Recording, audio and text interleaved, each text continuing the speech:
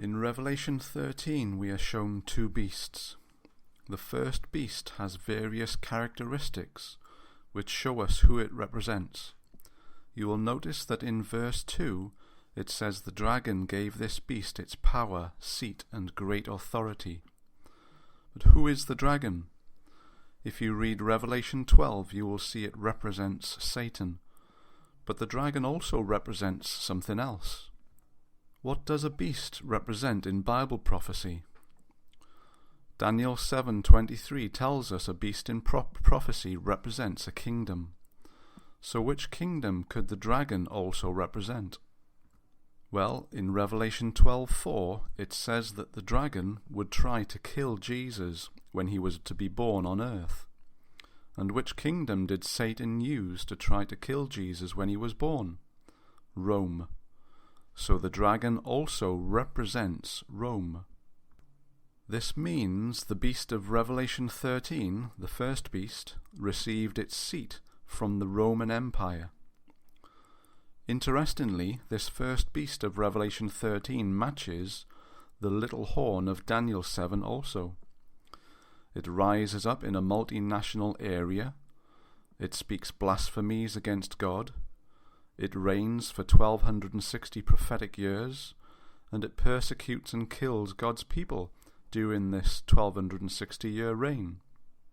These characteristics matches the little horn of Daniel 7 and the first beast of Revelation 13. And where did the little horn come from? It came up from the fourth beast of Daniel 7, which was the Roman Empire. So which kingdom did the Roman Empire give its seat to, which Revelation 13 confirms? And which kingdom fulfills these characteristics? The kingdom of the Papacy, the Papal Church of Rome based in Vatican City, which is its own nation. So the first beast of Revelation 13 is the Papacy. What about the second beast of Revelation 13? Well, this beast rises up out of the earth, which is the complete opposite of the first beast, which arose from a multinational area representing Europe.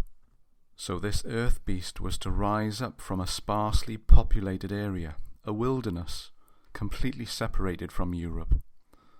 This beast nation was also to rise to power after the 1260-year reign of the Papal Church. In 1798, the papacy received its mortal wound, as Revelation 13 calls it. So the earth beast would be a nation that is rising to power around this time. And Revelation 13 calls this nation a lamb-like nation, which is a representation of Christ. But this nation would later speak like a dragon. It would speak like Satan and the Roman Empire. Not only that, this second beast nation would end up causing the whole world to take the mark of the beast. Now, what do you need to have to be able to cause the whole world to do something? You need financial control and vast military control over the world. Now there is only one nation on earth that comes even close to matching the second beast of Revelation 13, and that is America. So the two beasts of Revelation 13 are the papacy and America. But there is something else. In verse 14 of Revelation 13, it says that America would tell the people to make an image to the first beast. So America is to form an image of the papacy in the United States. And what is the Papal Church of Rome? It is a church-state union, with the church telling the state what to do. Friends, prophecy is fulfilling fast, and we now have an uprising in America from evangelicals and Catholics to take control of America. And Donald Trump has united with these evangelicals and Catholic leaders to bring about changes in America. Just listen to this.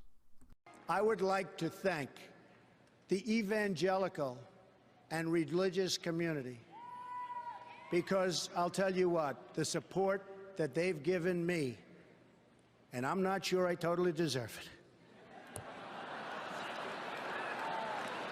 has been so amazing and has had such a big reason for me being here. They have much to contribute to our politics, yet our laws prevent you from speaking your minds from your own pulpits. An amendment pushed by Lyndon Johnson many years ago threatens religious institutions with a loss of their tax-exempt status if they openly advocate their political views. Their voice has been taken away.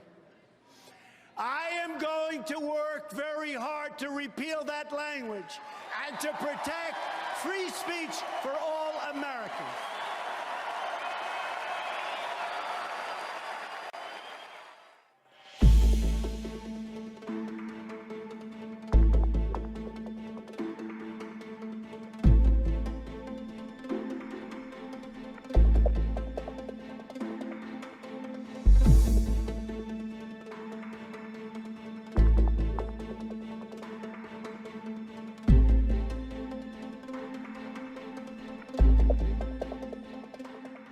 Nevertheless, Donald Trump yesterday was making a strong promise to Christians. He wants to get rid of the Johnson Amendment. How he learned about that, I have no idea, because I've been fighting that thing for 20, 30 years. But that Johnson Amendment is the IRS rule that was put in by Lyndon Johnson that forbids nonprofits from engaging in politics. The crux of his speech, repealing the Johnson Amendment. If I get elected president, one of the early things, one of the absolute first things I'm going to do is work on totally knocking out the Johnson Amendment. The 1954 amendment was created by then-Senator Lyndon B. Johnson. It limits the free speech of pastors, essentially threatening to take away a church or nonprofit's tax-exempt status for endorsing or opposing a political candidate. In New York City, Donald Trump met with Christian evangelical leaders who had flown in from all over the country because they wanted to ask him questions face to face. I'm very encouraged, to be honest with you. Donald Trump met with nearly 1,000 Christian leaders at a meeting organized by faith groups. Their goal is to build support for Trump among evangelicals who can get out the vote in November if they are united. For him to take the lead and say, okay, get your act together and come together and you can be a political powerhouse. I hope they take that home. The meeting was private. Trump came and left without talking to the media.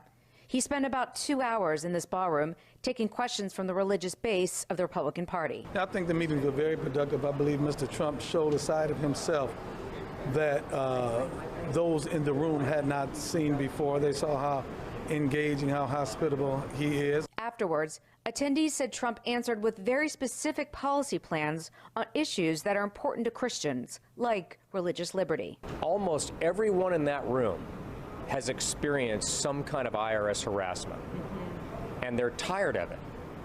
And that touched a chord. And then the other thing was his strong support for Israel and his opposition to the Iran nuclear deal. Specifically, he was talking about appointing constitutionalists, and he even said the word pro-life judges, pro-life justices. And so, that was definitely drilling down a little bit and being very specific, and that was very well received. We'll see the same old with Hillary Clinton. I'm for Donald, and I'll be until after he's elected president. The evangelical leaders here who had never met Donald Trump said they saw a different side of him in private. They called him sharp, calm, and a good listener.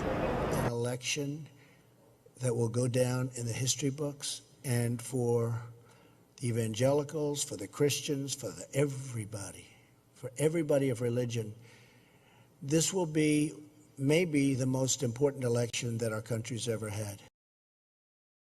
The image of the beast is coming in the US, and the majority of professed Christians are falling for Satan's deception in so-called taking control of America. But in doing this, they will end up forming the image of the papacy in America, a church-state union that will end up usurping the power of God and enforcing the mark of the beast upon the world, which will be the enforced Sunday law, Rome's and Satan's false Sabbath, which is a direct violation of God's holy seventh-day Sabbath. Please seek the truth, friends. We are living in the last days. I urge all to read this book, The Great Controversy, so that you may know what's coming upon the world in the very last days before Jesus Christ returns.